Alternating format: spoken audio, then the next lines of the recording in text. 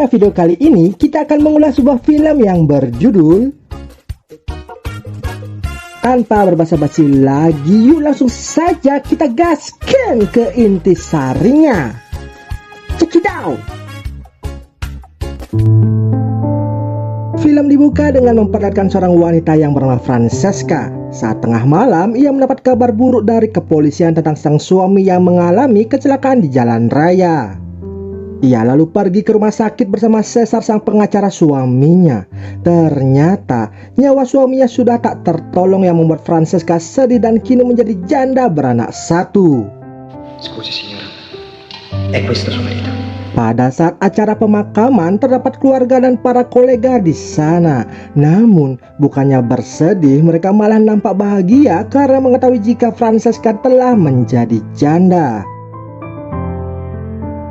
Sesudah acara tersebut, Francesca pun lalu menemui Cesar dan mengatakan jika suaminya mempunyai banyak hutang dari bank, dikarenakan banyak proyek yang belum diselesaikan. Bahkan harta kekayaannya tak akan cukup untuk membayar semua hutang sang suami. No, perché sei in affitto, ma tutto il resto sì. Francesca pun bingung dan tak tahu harus bagaimana cara untuk melunasi hutang suaminya itu. Alhasil ia pun bekerja di toko langganannya sebagai penjaga baju. Para karyawan di sana sangat terkejut melihat pelanggannya yang super kaya sekarang datang menjadi teman kerja mereka. Francesca pun tak sengaja bertemu dengan teman sosialitanya di sana. Tapi demi membiayai hidup, ia tak sedikit pun merasa malu. Era davvero indispensabile. Credo proprio di sì. Sesudah itu, si pemilik toko datang menemui Francesca. Awalnya saling menyapa, tapi tiba-tiba tangannya itu asal comot bakpao Francesca yang membuat ia langsung mengundurkan diri. Untuk mengcover hutang-hutang dari suaminya itu, Francesca terpaksa menjual aset kapal pesiar sang suami. Namun bukannya menolong, Cesar malah membelinya dengan harga yang sangat-sangat murah dan mengatakan jika kapal itu sudah tua dan tak layak beroperasi kembali.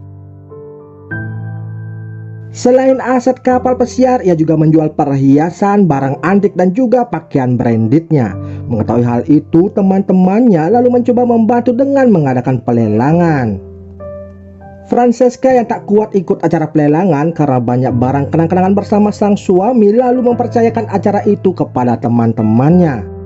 Mengetahui Francesca telah menjanda, satu persatu kolega sang suami unjuk gigi untuk melamarnya menjadi seorang istri. Tetapi Francesca tak menghiraukan ajakan mereka dan malah menjadi bahan tertawaan saat ngerumpi dengan teman-temannya tersebut.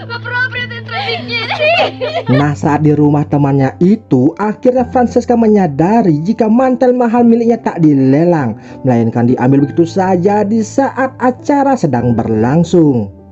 Francesca yang tak terima lalu mencoba menghubungi suami temannya dan meminta untuk mengembalikan kembali mantel tersebut dengan iming-iming surga duniawi. Sesudah mengulek-ngulek bersama, suami temannya menolak untuk mengambil mantelnya. Tak kehabisan akal, Francesca lalu mengancam akan melaporkan kegiatan mereka tadi kepada istrinya jika tidak mau menuruti kehendaknya.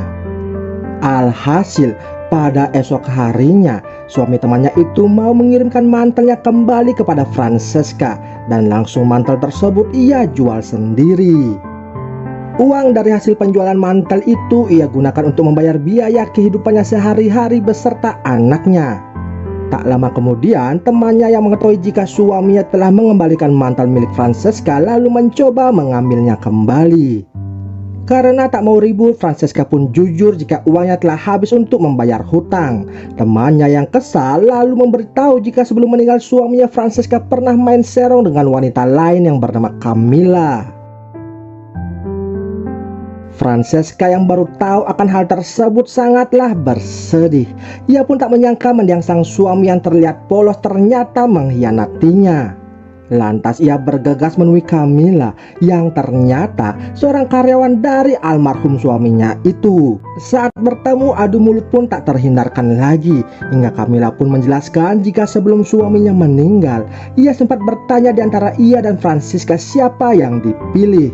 Sang suami pun berkata tetap akan memilih Francesca karena bagi suaminya Camilla hanya selingan sementara saja.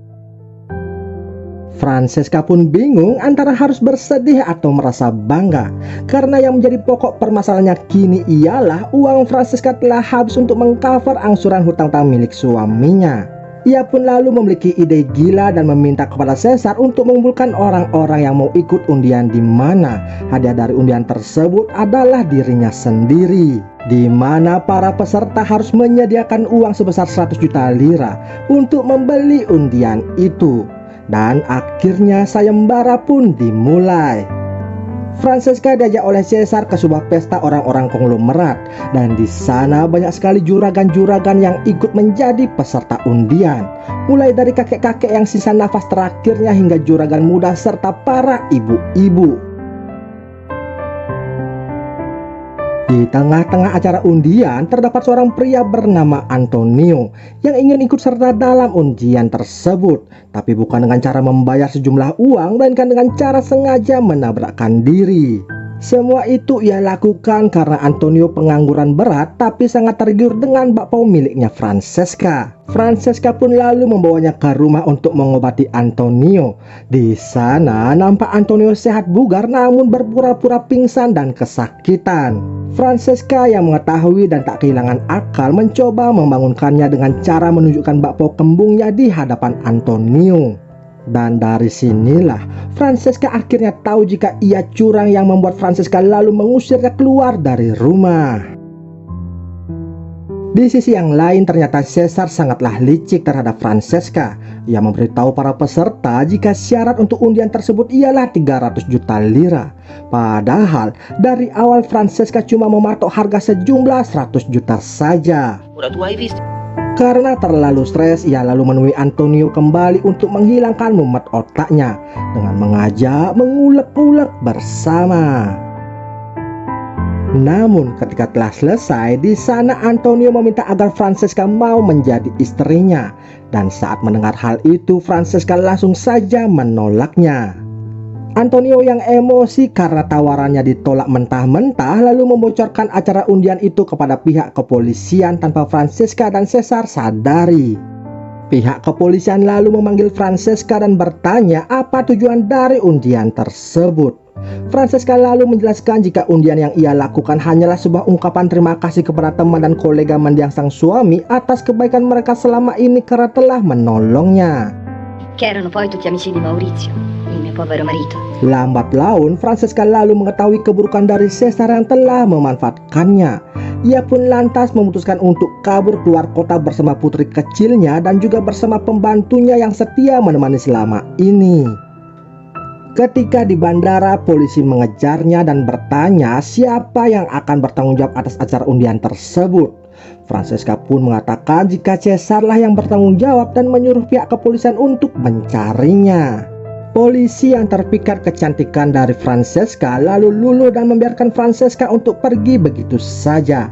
Dan ia tak pernah kembali ke kota tersebut untuk selama-lamanya.